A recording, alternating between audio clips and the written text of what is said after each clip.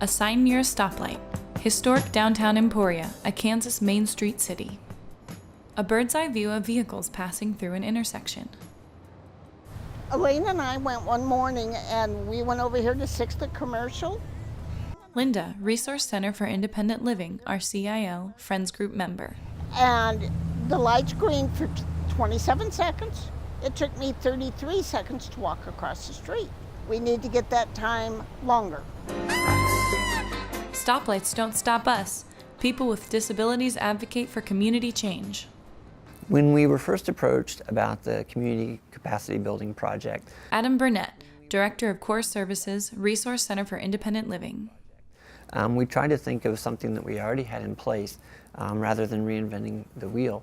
And it was a natural fit that the friends groups who come together monthly would be a great opportunity for the groups to get together and talk about issues that they're facing.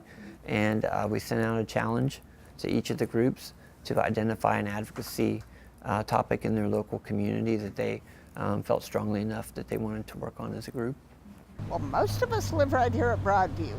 So we sit and we get together, we visit, we help each other out. And whenever we go to the meetings, Jennifer, Resource Center for Independent Living, Friends Group. it helps us to associate a little more with one another, whereas maybe we wouldn't visit as much, and to hear one another's concerns. It's just a good time of fellowship, you know. Elena Mahoney, Resource Center for Independent Living, Friends Group Facilitator. If they have other concerns or things that they've noted in the community or problems they've been having, we come and talk to it about it as a group. So it's really a good time. Jennifer crosses the intersection in her power wheelchair. A woman walks with her, holding an umbrella for shade.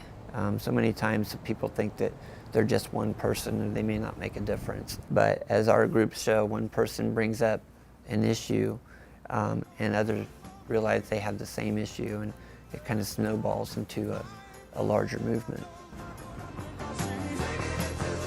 Jennifer rolls down the sidewalk.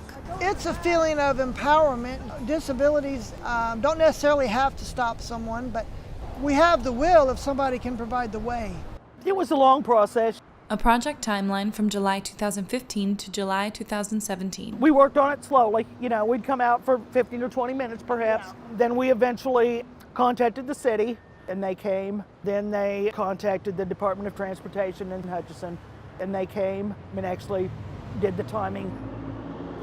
They were very organized, and it's amazing that once they identified, they systematically developed a plan to do research, first of all. Linda crosses the street, using her phone as a stopwatch.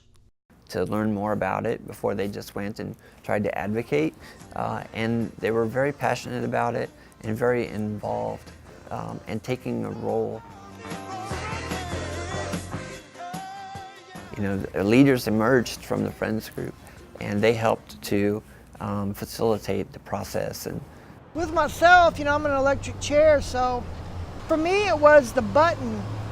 I could not reach the button, so they did an extension on it. Jennifer presses a typical street crossing button, then the new button on an extended pole. So I just started speaking up, knowing what areas I had difficulty in, and they would note them down, and before I knew it, things got improved, and I was surprised.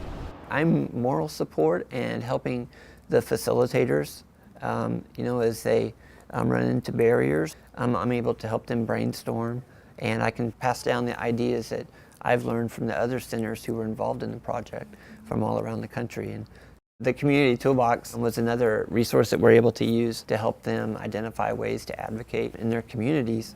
Well, RCIL has always been a great company about advocating for oneself. So they taught me a lot of things about learning to advocate and speak up. And certainly, whenever there's any community advocacy that's done and has a successful result, not only does it benefit the people who are involved in that advocacy, but people who don't even realize there was a problem to begin with. So whether that's a mother pushing a stroller across an intersection or someone who wants to walk across the street. 2 adults and a child cross the street as traffic passes. They don't realize necessarily the work that all went in to getting those stoplights changed and made more safe for the entire community. If it's something that's really for everybody, I'll push for it. When they have the success, it motivates them to be more active and take on other challenges in the community. And even just giving them the self-confidence to not necessarily advocate, but to be involved in boards as Accessibility Advisory Committee, or even something as big as running for local office. Or as they increase their confidence through advocacy, it can certainly lead to a lot of other opportunities for them in the community. Emporia says that it's an inclusive community, but it's even more inclusive because in independent living centers like RCIL, it enables people to become involved. Stoplights Don't Stop Us. This project to build the capacity of people with disabilities to make change in their communities was conducted by the University of Kansas Research and Training Center on Independent Living and the KU Center for Community Health and Development. To learn more, visit the Community Toolbox, ctb.ku.edu, your action planning guide for promoting full community participation among people with disabilities.